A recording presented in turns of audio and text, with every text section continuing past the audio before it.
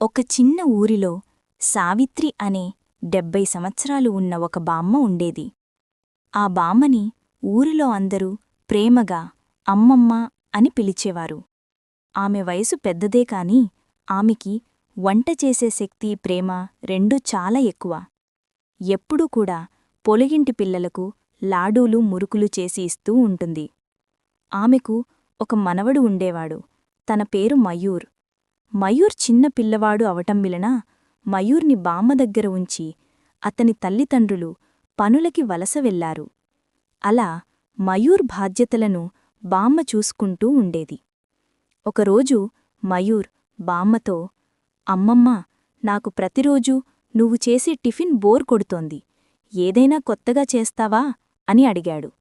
బామ్మ నవ్వుతూ అలానే చేస్తాను అని చెప్పింది. ఆ మరుసటి రోజు